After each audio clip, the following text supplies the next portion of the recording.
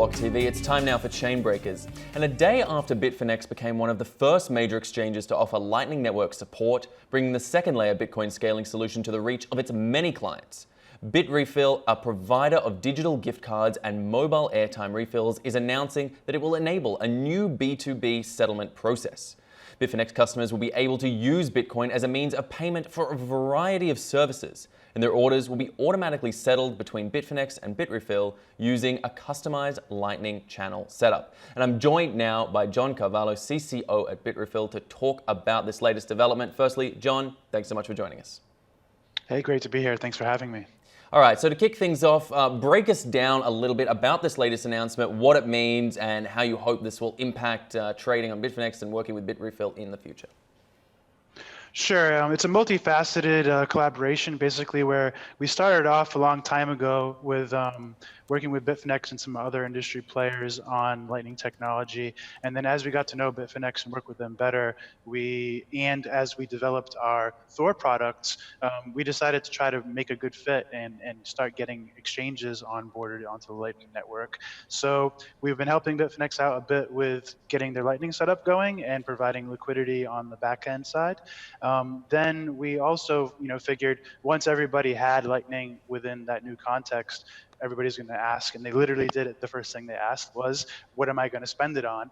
And so as part of our overall effort to kind of bridge a circular economy away from the standard economy, we worked with Bitfinex to add our full platform features inside of their platform, integrated with Bitfinex accounts. So now, normal traders that are kind of maybe outside of the living in crypto paradigm can utilize Bitrefill for the same thing. The other facet of this is on the technical side. To make all of this happen, we decided to implement what we think is the world's first dynamic B2B settlement over Lightning. And this means that basically we don't have to have any credit terms with Bitfinex, and we don't have to ever have any kind of outstanding balance on either side. Anytime we're transacting, it is dynamically and instantly fully settled between us over the Lightning network. Mm-hmm. And so in terms of a consumer sort of direction, what are the consumers going to see on the side of this now that they have access to the Bitrefill options and sales elements? I guess this is a step in terms of infrastructure towards an invisible payment system going on behind what's happening at the consumer level. Would that be correct? Yes, I really do feel like the Lightning Network technology kind of unlocks a whole wide portion of the spectrum for a circular economy for Bitcoin. In the context of traders, having this new capability, I think there are a lot of traders that were already inclined to use gift cards as a way to say take profit or use Bitcoin.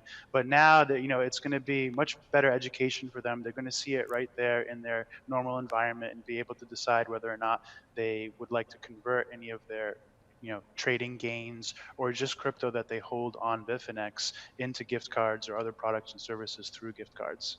Mm-hmm. Yeah, it certainly sounds like a powerful tool for actually getting those sort of cryptocurrencies into the hands of consumers and to actually be able to use it in a day-to-day environment. But I must ask the question, John, we've seen recently a bit of a stalling in the growth of the Lightning Network in a number of different metrics. So we can see here around earlier on this year, we had the Lightning Network, number of channels in the Lightning Network peak at around 40,000, now dropping down to around the low 30s there. A gradual decline, and it even looks to already have arrested somewhat. But given metrics such as this, are you concerned at all that there is a stall in the growth of the Lightning Network? And with new developments like the one that's coming out today, do you think that can be turned around? I'm not really concerned with the current plateau that we're on growth. This is a very long-term thing that we're trying to do. The whole community, all of Bitcoin, all of the Lightning builders. So it's not going to happen right away. And I think it's a little bit taking things out of context to separate out Lightning usage from the overall crypto industry itself. I mean, the whole entire industry is in the same lull. So this isn't something that is kind of unique or noteworthy specific to Lightning. It's more that, we've come to see in Bitcoin that we have cycles. And when we have the bear side of a market cycle, that's the greatest time to build. It's a great time to make sure that exchanges and other big players are ready before there is another wave of new adopters coming in trying to use everything. We want Lightning be there to be a release valve for a lot of that pressure. Certainly something that might have been done well back in 2017 when we saw those clogs in the network. But I wonder as well, with you sort of discussing how the Lightning Network is developing, still is a relatively new technology and has even as recently as August seen issues in terms of bugs that were discovered. That particular one I'm referring to, discovered by Australian Bitcoin developer Rusty Russell, who pointed out a specific vulnerability. And there are constant updates and developments going on with the Lightning Network. Do you think in your system, and are you confident in the fact that the Lightning Network is ready for mass deployment? I mean, it depends on your standard of ready and mass deployment, I guess. But, all of this crypto software, all Bitcoin, all blockchain, whatever your preference, this is all kind of relatively cutting edge stuff. And Lightning is pretty much like the cutting edge of the cutting edge. So you're really talking about, the bleeding edge here. So finding bugs and the implementations and things like this, well, one, there's always going to be things to fix. But two, the severity of the bugs so far has not been too extreme, and the damage certainly has not been notable. So I think, there are bugs in Bitcoin, there are bugs in every altcoin, and really what we're talking about here is a security spectrum where you're going to find Bitcoin and Lightning Network at the top. All right, and just turning forward into what we can see for the future, we've got this new partnership here with Bitfinex and Bitrefill. Looking into the future, are there any other sort of big developments that you're sort of seeing pinholed for 2020 and coming down the pipeline?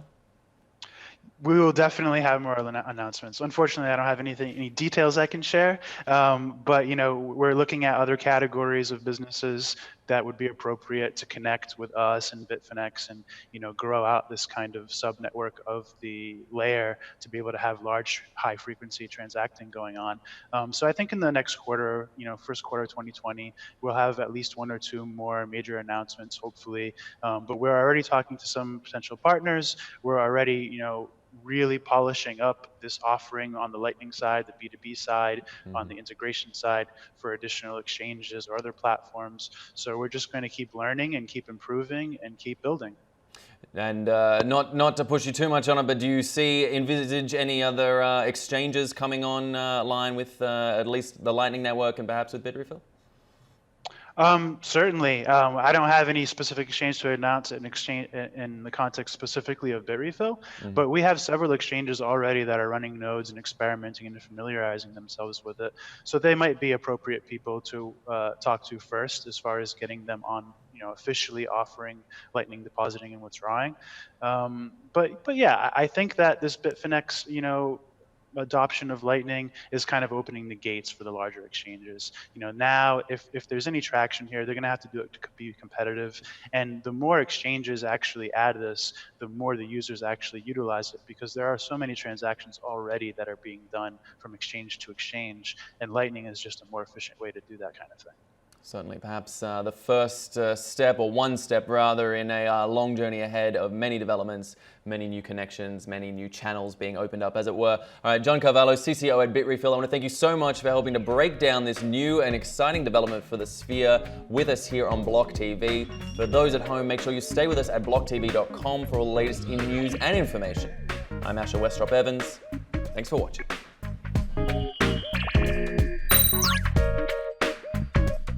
For more news and updates, follow us on Twitter.